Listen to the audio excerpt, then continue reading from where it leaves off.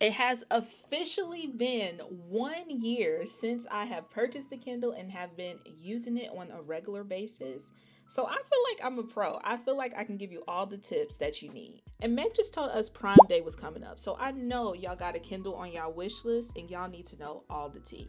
So let's get into it. Hey, hi, hello. My name is Myra. So for starters, I have to say the Kindle absolutely got me into reading a lot more and being a lot more consistent and staying focused with it. Within this past year, I was able to finish 4 books, which for me is massive. That is a massive amount of books. I am not your typical, I love to read, I have a library full of books type of girl. In fact, before I got this a year ago, I just thought reading was just not for me. It just wasn't a medium of entertainment that I was willing to participate in. So I will say, if you are looking for a device that is going to get you to continue to read and really hit those reading goals, whether it's 4 books in a year or 100, the Kindle is definitely going to get you there. Now, for me, the biggest questions that I get, is it something that I have to charge up on a regular basis? Is it something that another device that I basically will have to keep up with? I already have my iPhone, my iPad, my Apple Watch. I have so many other devices. Is there something else that I'm going to have to keep up and make sure it's charged in order for me to use it? And to be honest, no. I think over this past year, I have put this thing on the charger maybe 3 times. Heavy on the maybe. Again, I am not the type of reader who goes through 100 books. Like I just said, I just completed 4 books within the year, and that is a lot for me because I couldn't even tell you the last time before this year when I completed a book. This does depend on your use. It definitely does depend on your use.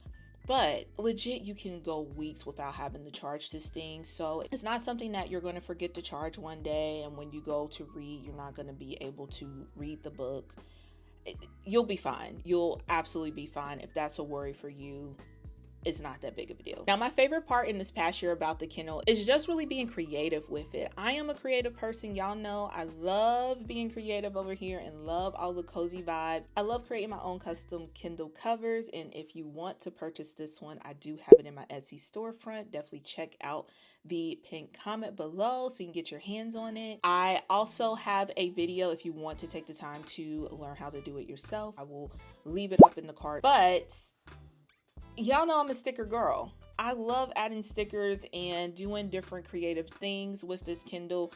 Like, you really can create a whole personality around this while also having like hundreds of different books in this small little thing that is so lightweight and you literally can take it anywhere. If you are like me and get very easily distracted, the Kindle is going to be your girl. There's nothing else you can do on here but read. I typically love to read at night, so it gives me a chance to kind of put away my phone, put away my iPad, all of my digital device that kind of connect me to the rest of the world, and really devote some time to actually read in pages. And honestly, this is how I was able to be a lot more consistent. So if your goal is to have something to be a lot more consistent, it is worth the price. Another thing that I always get asked about is Kindle Unlimited. Now, when you do buy a Kindle, they typically give you like 3 months, 90 days free of Kindle Unlimited so you can try it out. I did try it out, and personally for me, it wasn't something that was worth continuing to pay for. Again, I am not the type of reader who will go through books, so you need to really know who you are. If you are someone who wants to flow through multiple different types of books, Kindle Unlimited may be able to ultimately at the end of the day save you a bit more money. I didn't find any issues with it. I was able to do what I need to do with Kindle Unlimited when I had the free trial.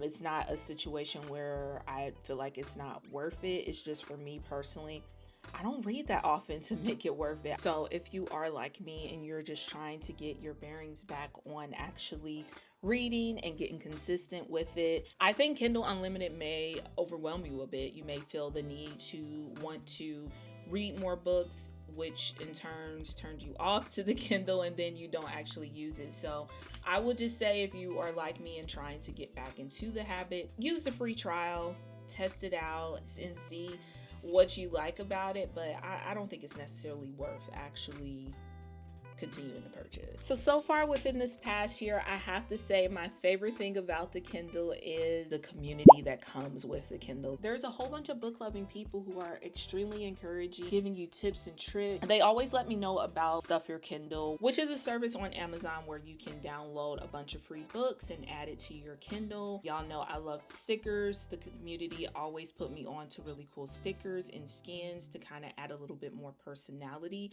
to my Kindle. So that has been a bit of a byproduct that, yeah, you can get with physical books, and I guess, yeah, you can get it with people who just read on the Kindle app, but it's something a little bit exciting about someone who absolutely love reading on the Kindle and giving you tips and tricks on how to make it fit your personality and cute. And y'all know I am a firm believer of making the space that you want to come back to, and for me, just adding a little bit of pop of color or some stickers on my Kindle really helps me to come back to it and continue to read almost every day. I would absolutely love to know what you have been reading on your Kindle. Be sure to drop it down in the comments below. I'm always taking suggestions on what book to read next. If you are a Kindle lover, or honestly, if you love reading on your iPad or just reading physical books, drop down below. Why is that? Let us know your pros and cons. And a lot of us can kind of pick and choose and see which one is better for them. All in all, I have to say this has been an amazing ride on the Kindle.